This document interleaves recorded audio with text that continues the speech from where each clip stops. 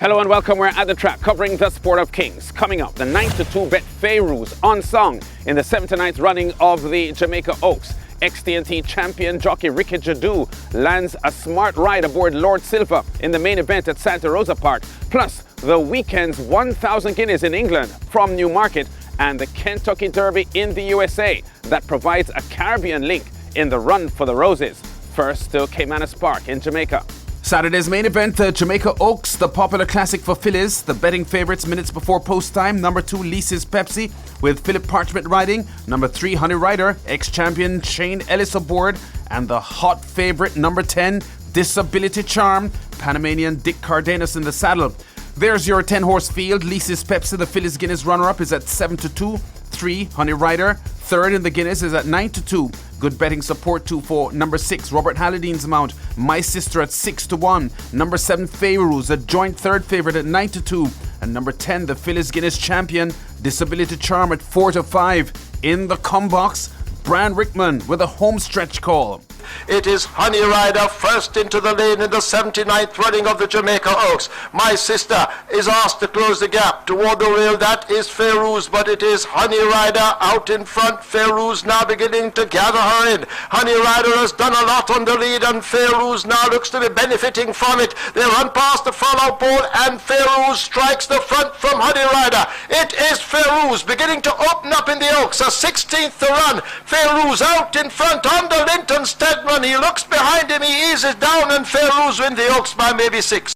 After a 5-race winless streak this year, including a badly beaten 8th as favourite in the Thornbird Stakes in mid-March, Fayrouz impressive after a swift move toward the lead, leaving the backstretch, fitted with a visor for the first time since December last year, and makes no mistake here. Jockey Linton Steadman sees no challenges in deep stretch and considerably eases his mount to score by 7 lengths. I feel pleased, well pleased, because she do exactly what I asked her to do. So I just place her somewhere in the race where I find she comfortable, not too far from the lead, and come at the top of the lane, ask her to run, and she explode like a bomb. Long-time leader Honey Rider a distant second as Fayrouz clocks 2 minutes 9.60 seconds for the 10 furlong trip for trainer Anthony Nunes, and an owners group that includes Trinidadian Stefan Narayan Singh, celebrating with this Fayrouz victory 200 career wins in Jamaican racing for Narayan Singh. And jockey Steadman is confident she can land the biggest 3-year-old prize of them all on the 30th of June. She's going to be the Derby winner. Meanwhile, tragic news this week that one of the Derby favourites, Western Legend, seen here winning the Simply Magic Cup, died after a bout of colic.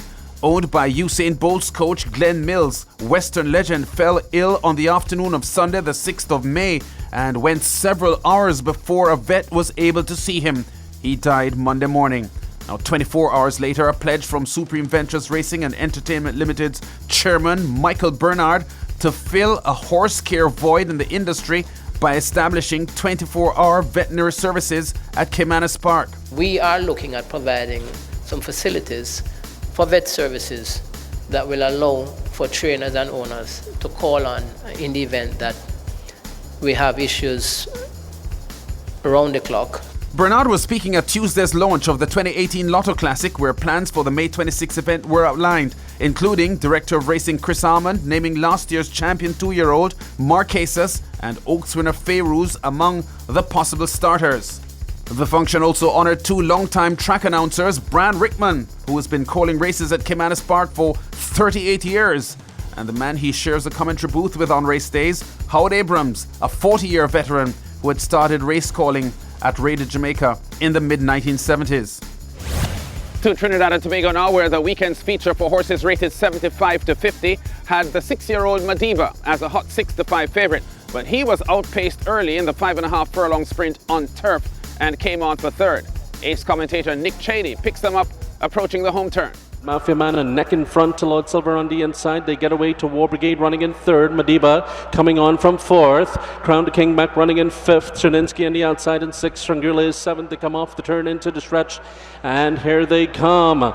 Lord Silver on the inside. Mafia Man up on the outside. Both of them heads apart for the lead. Here comes Madiba into third position now, and he's gathering momentum coming on. Madiba coming into third position, followed by Treasure. Shangri-La 2 is running on from fourth. Lord Silver finds another gear and opens up here. Madiba rolls into second. Followed by Shangri-La, it's Lord Silver. Ricky Jadu, whose last of 5 jockeys titles came in 2009, shows he's still top flight with a fine win here, getting Lord Silver home by a half of a length at 4-1 odds for back-to-back wins and 3 victories in his last 4 starts, fighting off Shangri-La and the favourite Madiba to win, clocking 104.13, going 5.5 furlongs for trainer John Leoto and owner Dennis Fakuri. Now, the first weekend in May, always big on the international racing calendar. First up, the Kentucky Derby, and the winner Justify, delivering a rare accomplishment. The first Run for the Roses winner since 1882 to not have a start as a 2-year-old. They're into the stretch, and it's Justify and Mike Smith turning for home in front. Good Magic and Jose Ortiz a length behind as they come into the final furlong. Justify a 2-length lead as they come to the final 16. Good Magic on the outside is second. Audible third toward the inside. Then in Still Regard, they're coming to the wire. He's just awesome. Justify has won the Kentucky Derby. Mike Smith, the winning rider, as a 3-1 favourite. Justify does it by 2.5 lengths, clocking 2 minutes 4.20 seconds for 10 furlongs for trainer Bob Baffert and a massive owner syndicate including Starlight Racing, Windstar Farm and China Horse Club, who has as a partner St. Lucia's Prime Minister Alan Chastanet, rubbing shoulders there with Baffert at a crowded head table. The Eastern Caribbean Premier, introduced as a friend and partner of Asia's premier thoroughbred racing group, China Horse Club, who are assisting with the start of horse racing in St. Lucia next year. St. Lucia is really happy and proud to be a partner with China Horse Club.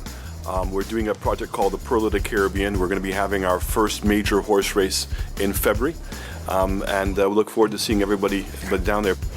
Across the Atlantic now to Newmarket in England, where there was a stunning upset in the Kipco English 1000 Guineas at 6-6-1. Jockey Sean Levy in the red cap aboard Billiston Brook coming through on the left with a powerful, unstoppable finish. Putting in a big challenge, and here's Alton Order near us too as well. Soliloquy behind those, but Billiston Brook and Sean Levy are leading inside the last furlong. Lawrence in second place behind those Wild Illusion, and happily they run towards the line. Billiston Brook in front.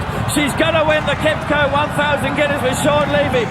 Sean Levy becomes the first black jockey in history to win an English Classic, and Billiston Brook, trained by Richard Hannon, is the longest priced winner in the history of the Phillies Guineas, scoring by a length and 3/4, stopping the clock at 1:36.62 for a mile.